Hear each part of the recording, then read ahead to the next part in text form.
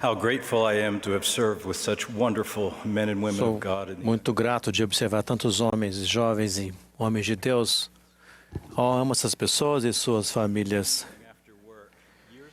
Irmãos e irmãs, há alguns anos, numa noite depois do trabalho, embarquei como de costume no ônibus de volta para casa de Nova York a New Jersey. A mulher ao meu lado observou que estava digitando no computador e perguntou: "Você acredita em Cristo?" Eu disse: "Sim, acredito." Enquanto conversávamos, descobri que ela acabara de se mudar de seu belo país na Ásia para trabalhar no altamente competitivo setor de tecnologia de informação em Nova York. Naturalmente, perguntei a ela: "Você sabe por que eu, sendo cristão, acredito em Jesus Cristo?" Ela reagiu normalmente e me permitiu continuar a falar sobre o assunto. Porém, ao começar a falar, tive um daqueles momentos em que muitos pensamentos inundaram minha mente. Essa era a primeira vez que eu explicaria porquê do cristianismo para alguém que eu não conhecia e que era muito inteligente. Eu não poderia simplesmente dizer: "Eu sigo Jesus Cristo porque ele se dispôs a sofrer e a morrer por meus pecados." Ela poderia perguntar: por que Jesus tinha de morrer? Deus não poderia facilmente nos perdoar e nos purificar de nossos pecados se pedíssemos a Ele? O que vocês responderiam em tão pouco tempo? Como explicariam isso a um amigo? Crianças e jovens? Perguntem depois a seus pais ou a um líder: por que Jesus teve de morrer? Irmãos e irmãs, tenho uma confissão a fazer. Como o presidente destaca, na época, embora eu pensasse que soubesse tudo a respeito da doutrina, da história, das diretrizes da igreja, entre outras coisas, a resposta para essa questão fundamental para a nossa religião não ocorreu com facilidade. Naquele dia, decidi me concentrar no que é mais importante para a vida eterna. Bem, eu disse à minha nova amiga que, além do nosso corpo, nós temos um espírito, que Deus é o Pai de nosso espírito.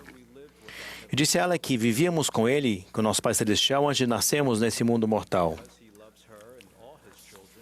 E por Ele amá-la e amar a todos os seus filhos, Ele criou um plano para recebermos um corpo à imagem de seu corpo glorificado, fazermos parte de uma família, retornarmos à sua amorosa presença e desfrutarmos de vida eterna com nossa família, assim como Ele desfruta com a dele.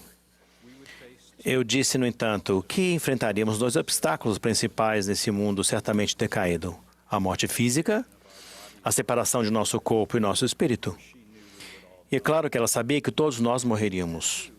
E, dois, a morte espiritual, a separação de Deus como consequência de nossos pecados, erros, falhas como seres mortais, distanciando-nos, assim, de sua santa presença. Ela também compreendeu. Falei que isso era o efeito da lei da justiça. Essa lei eterna exige que uma penalidade eterna seja paga para nossos pecados ou pelas violações das leis e a verdade de Deus, ou nunca poderíamos voltar a viver em sua santa presença. Isso seria injusto, pois Deus não pode negar a justiça. Ela entendeu isso facilmente também, que Deus é misericordioso, amoroso e tem o desejo de nos conceder a vida eterna. Eu disse à minha amiga que teríamos também um adversário astuto e poderoso, a fonte do mal e das mentiras, opondo-se a nós. Portanto, alguém com infinito poder divino para vencer todas as oposições e obstáculos precisaria nos salvar. Depois compartilhei a boa notícia, as novas de grande alegria para todo o povo, de que Deus amou o mundo de tal maneira que deu o seu Filho unigênito, para que todo aquele que nele crê não pereça, mas tenha a vida eterna. Testifiquei à minha amiga e presto testemunho a vocês que Jesus Cristo é esse Salvador, e que Ele teve de sofrer, morrer e ressuscitar, sua infinita expiação, a fim de redimir toda a humanidade da morte física e oferecer a vida eterna com Deus e com nossa família a todos que o seguissem. O livro de Mórmon declara: assim Deus conquistou a vitória sobre a morte, dando ao Filho o poder de interceder pelos filhos dos homens, estando cheio de misericórdia, compaixão, havendo rompido as ligaduras da morte, tomando sobre si as iniquidades e transgressões deles, havendo-os redimido e satisfeito as exigências da justiça. Os passos que Deus revelou que deveríamos dar para seguir a Jesus e receber a vida eterna são chamadas de doutrina de Cristo. Eles incluem fé em Jesus Cristo, em sua expiação, arrependimento, batismo na Igreja de Jesus Cristo dos Santos dos Últimos Dias, receber o Espírito Santo e perseverar até o fim. Compartilhei esses passos com ela, mas aqui estão algumas maneiras pelas quais a doutrina de Cristo pode abençoar todos os filhos de Deus, conforme os profetas e apóstolos têm ensinado recentemente. O presidente Russell M. Nelson instruiu: a doutrina pura de Cristo é poderosa. Ela muda a vida de todos os que compreendem e que buscam implementá-la em sua vida. O Elder Uchtdorf ensinou: o guia força dos jovens declara firmemente a doutrina de Jesus Cristo e convida vocês, jovens, a fazer escolhas com base nela. O Elder Rainland ensinou: convidamos os missionários a fazer aquilo que eles convidam as pessoas que eles ensinam a fazer, aplicar a doutrina de Cristo em sua vida e trilhar e permanecer no caminho do convênio. A doutrina de Cristo capacita aqueles que estão enfrentando dificuldades ou sentem que não pertencem à igreja, porque ela os ajuda, como declarou o Elder Christofferson. Afirmo: Jesus Cristo morreu por mim e Ele me ama.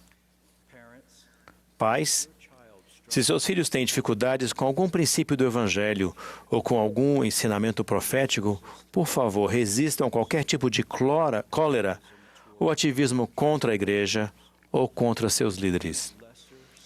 Essas pequenas atitudes profanas podem ser letais para a fidelidade de seus filhos a longo prazo. É muito bom que vocês queiram proteger ou defender seus preciosos filhos ou mostrar sinais de solidariedade para com eles. Minha esposa Jane e eu sabemos por experiência própria que ensinar a nossos filhos amados por que precisamos tanto de Jesus Cristo e como aplicar sua jubilosa doutrina é o que vai fortalecê-los e curá-los. Que os levemos a Jesus, que é seu verdadeiro advogado junto ao Pai. O apóstolo João ensinou: todo aquele que persevera na doutrina de Cristo tem tanto o Pai como o Filho. Ele então nos advertiu a ficar atentos. Se alguém vem ter convosco e não traz essa doutrina... Jane e eu recentemente visitamos o deserto onde Moisés levantou a serpente de bronze diante dos filhos de Israel. O Senhor prometera curar todos os que foram mordidos pelas serpentes venenosas, que se eles apenas olhassem para a serpente de bronze. Ao trazer a doutrina de Cristo diante de nós, o profeta do Senhor está dizendo o mesmo, curando as nações. A despeito de quais sejam os desafios, as adversões ou as tribulações que vivenciamos nesse deserto mortal, que não sejamos como aqueles que no passado e atualmente poderiam ter sido curados, mas que infelizmente não quiseram olhar porque não acreditavam que isso os curaria. O livro de Mormon afirma: eis que este é o caminho, e não há qualquer outro caminho ou nome debaixo do céu pelo qual o homem possa ser salvo no reino de Deus. E agora, eis que esta é a doutrina de Cristo. Naquela noite em Nova Jersey, ao compartilhar por que precisamos de Jesus Cristo e de sua doutrina, minha amiga e eu nos sentimos como irmãos, filhos do Pai Celestial. Sentimos a paz e o testemunho confirmador do Espírito Santo. Naturalmente, pedi que ela me desse suas informações para o contato e a convidei a continuar a conversa com nossos missionários. Ela ficou feliz em fazê-lo. Portanto, quão importante é tornar essas coisas conhecidas dos habitantes da terra, declara o livro de Mormon. Amar, compartilhar e convidar à medida que coligamos Israel em todas as comunidades e famílias, para que saibam que nenhuma carne pode habitar na presença de Deus, a menos que seja por meio dos méritos e misericórdia e graça e doutrina do Santo Messias. Em nome de Jesus Cristo. Amém. The ancient prophet Enoch